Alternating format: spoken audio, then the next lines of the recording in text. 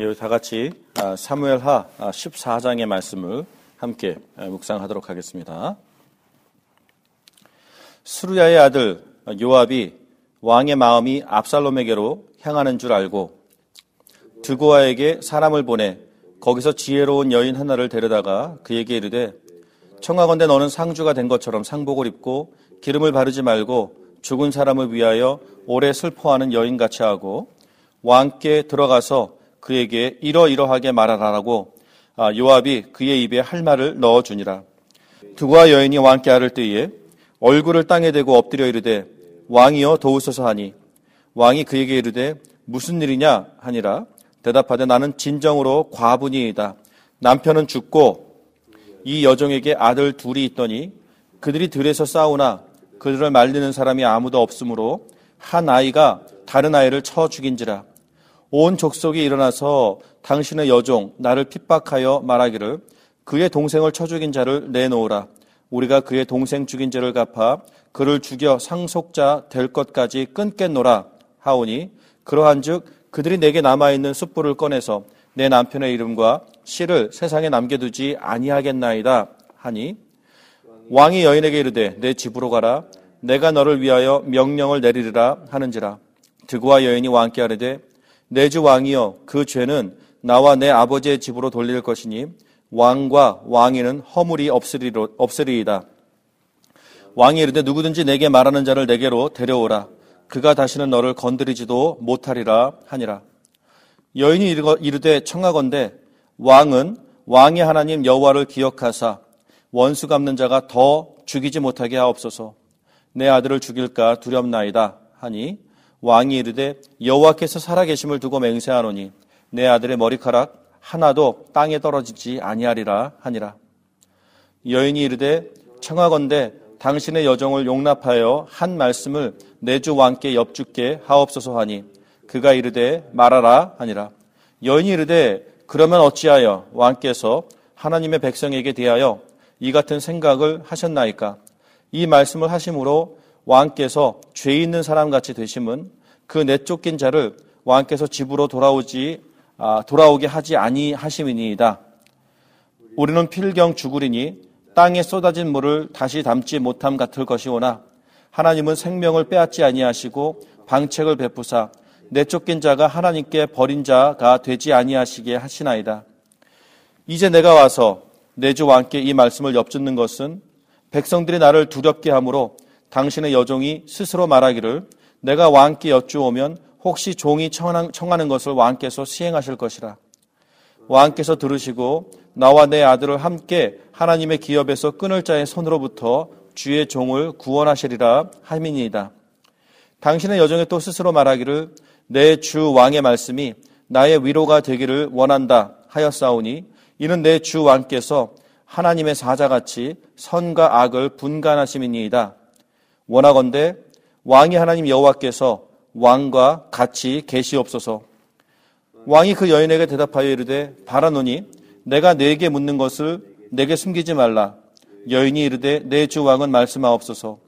왕이 이르되 이 모든 일을 요압이 너와 함께하였느냐 하니 여인이 대답하여 이르되 내 주 왕의 살아계심을 두고 맹세하옵나니 내 주 왕의 말씀을 좌로나 우로나 옮길 자가 없으리이다.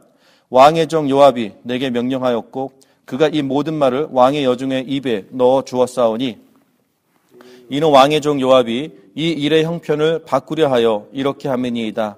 내 주 왕의 지혜는 하나님의 사자의 지혜와 같아서 땅에 있는 일을 다 아시나이다 하니라.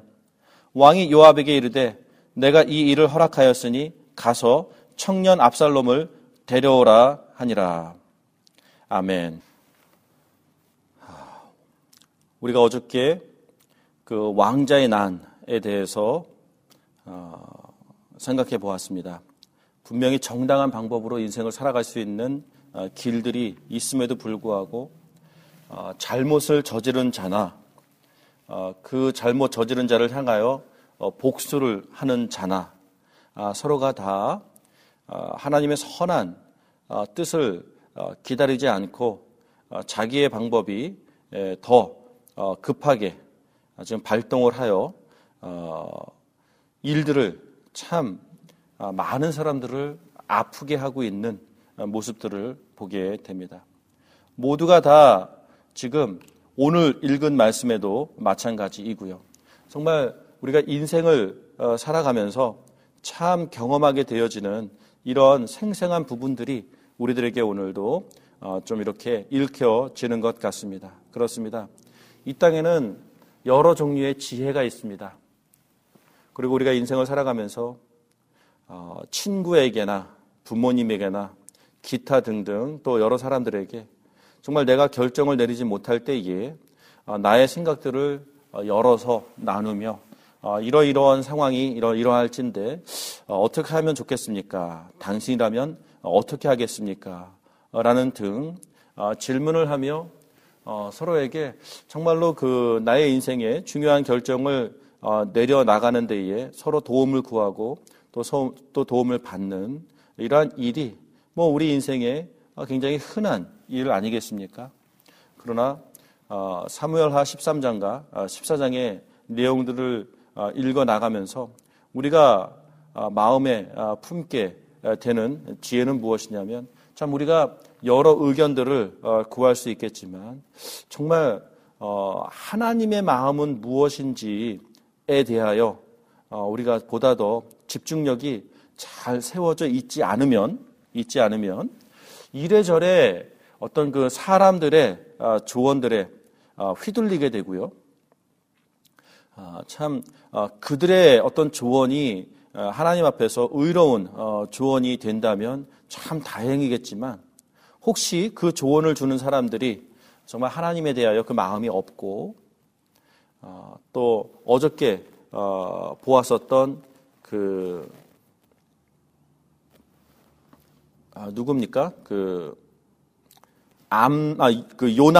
요나답이라고 하는 그 간교한 사람처럼 어쨌든 간에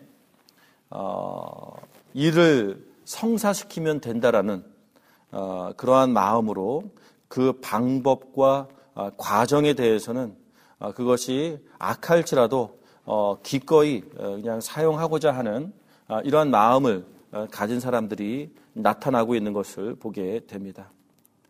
정말 오늘도 우리가 이런 말씀들을 묵상하면서 하나님 앞에서 하나님 우리가 인생을 살아가면서 이런저런 여러 결정들을 내려나갈 때에 어떻게 해야겠습니까? 오늘도 하나님 앞에서 어떤 그 기도하는 마음을 가지고 인생의 지혜를 구할 때에 정말 어떤 것들을 기준으로 하나님 앞에서 결정들을 내려가야 할까요? 라는 그 기도하는 마음으로 우리가 나아갈 때 첫 번째 우리가 배울 수 있는 것은 무엇이냐면 다윗이 그러했던 것처럼 사무엘하의 시작이 그것 아니었겠습니까? 사울이 죽었다는 소식을 들었을 때에 다윗은 바로 하나님 앞에 무릎을 꿇고 하나님 앞에 주여 내가 이제 어찌해야겠습니까? 라는 질문을 하고 있는 모습을 우리는 보지 않습니까? 사무엘하 13장, 14장 어저께 그리고 오늘 우리가 읽는 구절들 속에서 여러 결정들이 만들어지는 모습들을 보게 됩니다. 여러 사람들이 등장하며 스스로가 각각 자기의 결정들을 만들어서 그의 인생들을 나름대로 살아가려고 하는 모습들을 보게 됩니다. 어떤 사람은 자기의 욕심을 채우기 위하여 어쨌든 간에 결정을 내렸지만 그것 때문에 결국은 그 대가로 죽임을 당하게 되는 모습들을 우리가 어저께 보았고요. 또 어떤 사람은 복수를 한답시고 나름대로 칼을 갈고 2년씩이나 정말 치밀한 계획을 세워서 결국은 그 또한 생명을 앗아가는 행동을 서슴지 않고 저지르며 그 대가로 본인 또한 도망을 가서 돌아오지 못하는 이러한 일들을 자초한 모습들을 우리가 보았습니다. 우리들 또한 하나님 앞에서 그 인생의 결정들을 내려가야 하는 삶을 살아가는 사람으로서 이런 말씀들을 묵상하며 무엇을 참 배워야 할까요? 어저께와 오늘 중에 차이가 나는 것이 있다면 오늘 2절에는 지혜로운 여인이다 라는 표현이 나오지 않습니까? 어저께 3절에는 요나답이라는 친구가 있으니 그는 다윗의 형 시므아의 아들이요 심히 간교한 자더라. 우리가 성경을 통해서 보게 되는 옆에서 조언을 주는 자들의 두 가지의 특징이 있다면, 하나는 세상의 지혜에 굉장히 밝은 사람들이 있고, 또 하나는 정말 하나님의 지혜에 밝은 사람들이 있음을 보게 됩니다.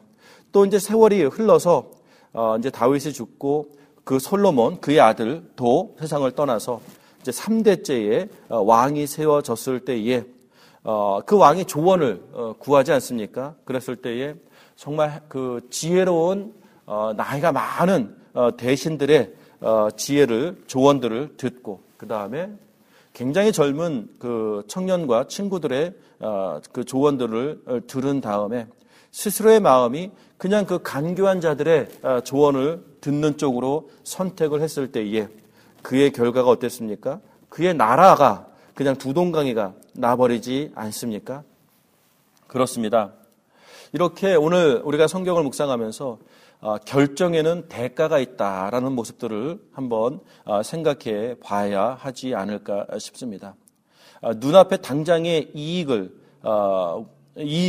눈이 멀어서 마음이 너무 급해서 그 과정을 타협하고 그 과정이 결코 부당하다라는 것을 알면서도 서슴지 않고 그 일을 했을 때에 결국 원하는 것은 누릴 수 있게 될지는 모르겠지만, 그러한 결정을 내려가는 인생의 태도에는 그 인생의 태도가 그에게 짊어지게 하는 그 인생의 무거운 대가들이 분명히 있다라는 것들을 우리가 생각해 보아야 합니다. 그래서 우리가 어저께도 묵상해 보았지만, 무엇이 나를 기쁘게 할 것인가, 이것이 결정의 중심이 서 있어서는 안 됩니다.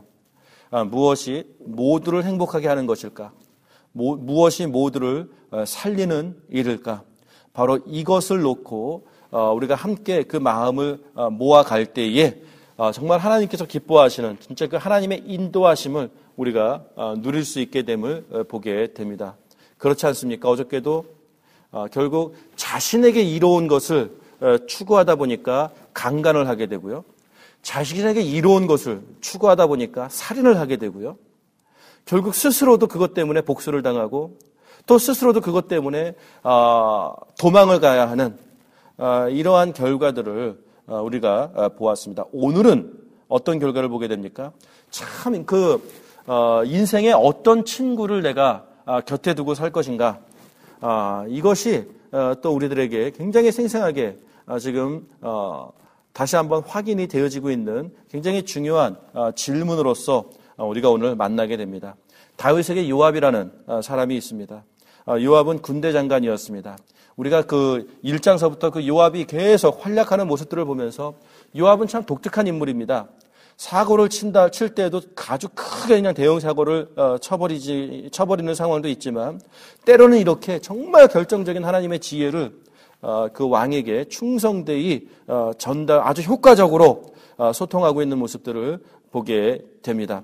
자, 그래서 두 가지를 묵상해 보았으면 좋겠습니다. 첫 번째는 정말 우리 주변에 누가 정말 그 하나님의 지혜로 그 인생을 잘 정말 그 추스려 나갈 수 있는 사람인지에 대해서 파악을 하고 그 사람과 가까이 하고 정말 그 사람과 함께 의논하고 그 사람과 함께 결정해 나간다면 정말 우리들의 인생이 참 풍성해질 수 있겠구나 라는 생각을 해보게 됩니다. 그래서 우리는 압니다. 우리 중에 누가 간사한 사람인지, 누가 간교한 사람인지, 누가 정말로 하나님 앞에서 굽힐 줄 아는 사람인지, 우리가 대충 그런 것들이 파악이 된다면 나의 인생을 계획해 나갈 때에는 서슴지 않고 정말 하나님의 사람이라고 판단이 되어지는 그 사람에게 찾아가 함께 마음을 열고 함께 기도를 하며 함께 하나님의 인도하심, 함께 하나님의 지혜를 모아가는 이러한 결정을 내리는 것, 이것이 얼마나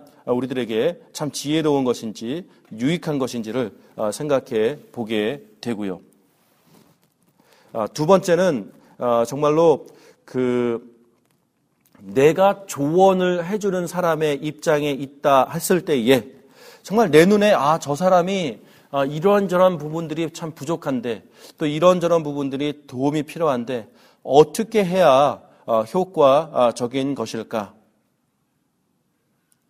오늘 요압은 굉장히 지혜로운 모습을 보게 됩니다. 요압이 보았을 때에 다윗 왕에 필요한 것이 보였습니다. 그런데 다윗 왕이라는 사람을 자신이 너무나도 잘 알다 보니까 본인이 직접 나서서 이렇게 하면 되는 건 아니겠습니까? 라는 말을 툭 던지면 전혀 그것이 효과가 없을 것이라는 것을 파악을 하고요. 이렇게 지혜로운 여인 하나를 데려다가 그와 의논을 하고 그에게 말을 심어주어서 그러하여금 자신이 의도한 그것을 대신 해줄 수 있도록 사용하고 있는 모습을 보게 됩니다. 참 이것이 어떤 그 조직을 운영해 나가는 데 있어서도 그렇고요. 굉장히 필요한 처세, 지혜가 아닐까 싶습니다. 여러분에게 있어서 예를 들어서 나보다 윗사람, 아버지에게 어떻게 조언을 할 것인가? 직장 상사에게 어떻게 조언을 할 것인가? 교회 리더에게, 교회 목회자에게 어떻게 조언을 할 것인가? 정말 이렇게 했으면 좋겠는데 라고 했을 때에는 어떤 면에서는 상당히 지혜롭게 그 상황을 안전하게 부드럽게 정말 착륙시킬 수 있도록 하는 것, 이것이 굉장히 필요한 지혜가 아닌가 싶습니다. 그렇습니다. 착륙이라는 단어가 생각이 납니다. 정말 그 큰 또 무거운 비행기 동체를 어쨌든 활주로에 잘 착륙을 시켜야 될 때는 어떻게 해야겠습니까? 무조건 땅에 들이받는다고 착륙이 되는 게 아닙니다. 그냥 땅에 들이받으면 그 여객기 비행기 자체가 그냥 박살나 버리게 되겠고 그 안에 있는 사람들이 온전할 수가 없게 될 것입니다. 그래서 아무리 좋은 결정이라도, 아무리 정당한 결정이라도, 아무리 올바른 결정이라도 정말로 비행기가 착륙하는 마음을 가지고 정말로 가볍게 조심스럽게 각도와 그 어떤 그 절제와 어떤 이런 것들을 충분히 고려해서 안전하게 그것이 착륙이 잘 부드럽게 사뿐히 내려앉을 수 있도록 유도하는 것, 그 상황을 내가 만들어가는 것, 이런 인생의 지혜를 우리가 함께 배워갔으면 좋겠습니다. 오늘 사무엘하 14장을 말씀을 들을 때에 괜히 우리 교회 성도들에게는 구차하다라는 마음이 들 정도로 우리 교회 성도들은 참 이런 일들을 너무나도 사뿐히 착륙시킬 수 있는 방법에 대해서는 굉장히 뛰어난 지혜를 이미 소유한 성도들임을 제가 정말로 자랑스럽게 기쁘게 나눌 수 있어서 참 행복합니다. 그러나 너무 그런 부분들을 잘하기 때문에 오히려 우리가 더 사뿐히 가라앉자. 이번에는 정말 얼음바닥에 비행기를 착륙시킬 수 있을 정도로 정말 그 무거운 동체일지라도 깃털같이 가볍게 정말로 그 활주로에 착륙할 수 있는 그러한 지혜를 우리가 구사해서 어쨌든 어저께 오늘 이 두 가지 이어지는 말씀들을 묵상하며 우리가 조언을 할 때나 결정을 내릴 때에 정말로 조언을 듣는 자나 나의 결정을 내가 내림으로 인하여서나 둘 다 마찬가지로 어쨌든 그 대상들이 또 그 주변에 있는 사람들이 아파하지 않도록, 피해 당하지 않도록 정말 모두가 건강하게, 모두가 안전하게, 모두가 행복하게, 모두가 유익하게 되어지는 결정들을 내가 어떻게 하면은 보다 더 잘 기술적으로 내릴 것인가에 대해서 보다 더 예민하게, 보다 더 민감하게, 보다 더 현명하게 오늘도 또 앞으로의 삶을 우리 공동체 안에서, 우리의 가족에서, 우리 직장 가운데에서 정말 이렇게 지혜롭고 현명하게 그 하나님의 마음으로 올바른 결정들을 내려나가는 주의 성도들이 되기를 주님의 이름으로 축원합니다. 같이 기도하겠습니다.